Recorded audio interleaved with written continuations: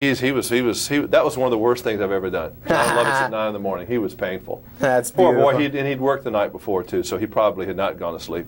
See that? And then even Carvey. I've done Carvey a couple times pretty early, and that's not nice either. Carvey's, but he can fake it. He's got a nice charm to him no matter what. Okay, here we go. Did you have to go to hip school, or were you naturally hip to be in this movie? Oh, that's a good question. I don't know. I didn't go to hip school. I applied. I didn't get in. My SATs were too low. But I mean, I don't know what I don't know who's hip, what's hip. Well, would Cajun Man make it very well in the Sunset Strip if he had to kind of work out there for a while? I think they'd learn to accept the Cajun Man and his hat and what he's got to say. I think the Strip would dig him. Opera guy? What about him? I think he'd have a tougher time, but eventually they'd grow to like him. They'd say, relax with the singing. You know, you're kind of irritating us. But, you know, they would like his cape. And that's an oxymoron, irritating the heavy metal crowd. I think that would be hard to irritate with their music. I find it irritating. So. No! I think it's strong, and it's strong. It changes your mood when you hear it. It makes you a little aggressive. Does right. that. Makes you angry, kind of. Right. Everything else seems pretty calm after you've been through that. It's like living in a wind tunnel. That's right. Now, do you hang out? Are you club guy when you're up here working, or when you're? No, I'm worky boy. McGee. I sit and work and write, but I've been to clubs in my life. I've hung out, and I enjoy the scene. When I bet you like people watching, don't you? That's basically what I do in New York. Walk around, soak it in, talk to people, and soak in what they're saying, and then I got something to write about. Isn't it really a little unusual? I know you went with the other guys to these L.A. clubs. Yeah. That's an interesting scene. It's almost like a call from Central Casting in that the girls all have the uniform, the black leather jacket, a little short black skirt. Right. The guys have a little different uniform. They're more the peacocks of that crowd. They mix it up, yeah. I mean, yeah, it's fun to see. I know that I know when I walk in a club, I do feel like I stick out a little bit. I don't feel like I'm fitting in with everybody, but I don't think anyone there really cares. I think it's just your own head. You're like, you feel it, not anybody else. So I guess you've signed again for Saturday Night Live for next year? Didn't sign yet, but is that how that works? You guys you sign? wait for them to ask you back, and then I think we'll be all set.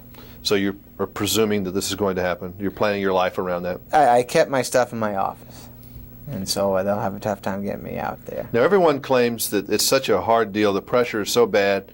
You know, you're up all. You know, the schedule's pretty routine. Right. That you're up all night at one of those nights. I've been up 9 days in a row right now from Saturday Night Live. I haven't slept. And why is that?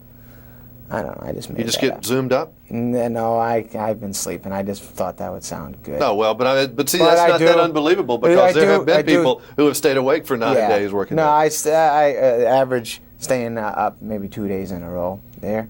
That happens on occasion where you just got to write. You got a show Saturday, and you write it that week. So you just got. But that doesn't hurt your creativity. It did me in school. I never could stay up all night to study. It was defeating purpose. If I was fresh and rested, I could write faster, and I was more creative anyway. You're right, but a lot of procrastination goes on there. You like to sit and say, all right, what's funny, and then actually go down and do it is a pain in the ass. So that's why you end up staying up a little late. I always thought that the worst job or the hardest job in the world, other than maybe being a javelin catcher or something, would have to be a stand-up comedian. Right. There's no other way that you can just open your soul and it would be terrifying to do that. And I know you do it in front of a lot of college kids and things like that. Isn't it just awful sometimes? You say, why am I doing this? Because when it's rolling and it's good, there's no higher high in the world.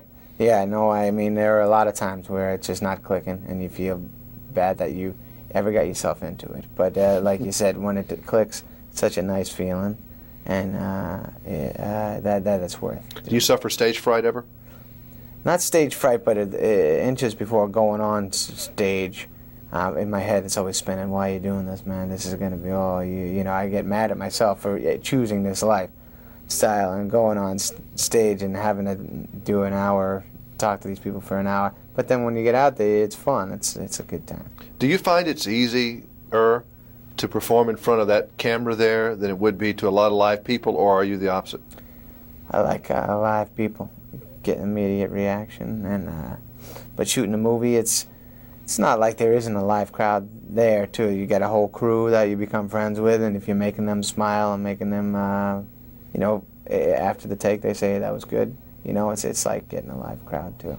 Now, if you had a lot of offers, I mean, most people from the show I know people want to exploit you because you have such a high visibility there. Sure. And I bet you get a lot of crappy stuff. I get offered to do commercials and stuff like that, and I haven't done anything like that.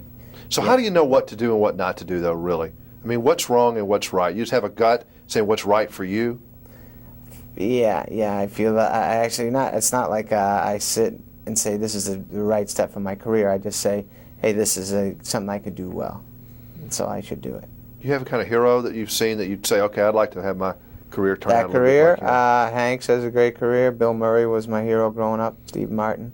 So I don't know. I can't say I'm gonna do 3 comedies and then a drama and then 2 comedies just like Bill Murray did. I'm gonna have my own career, but I do respect a lot of people's careers. Yeah, a lot of the things that Bill has done, the best stuff has been the ensemble thing, Right. where the team worked right. Right. Not just Bill. Right. Because he's always great, but he's so much better if he's sitting in the right team spirit. That's always I really hard. feel that right now, that it is fun. I just did another movie with an ensemble cast and a Nora Ephron movie, and it feels good to just go in there, say your stuff, then they move on. Everyone else gets to say, I like getting in and out of stuff. And you're not having to carry it.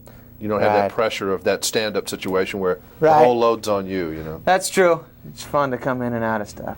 Probably makes you a little bit better too, because you're a little looser. You're having to Right. spark it up, and then you don't Right. have to keep that flame going so hot all the time. Right. I don't know what it's like to carry a movie, but I'm doing one this summer, so I'll find out. We will learn. Well, enjoyed seeing you in this, and look forward to seeing you next time. Thanks a lot. Thank Nice you. meeting you. All right. Thank you.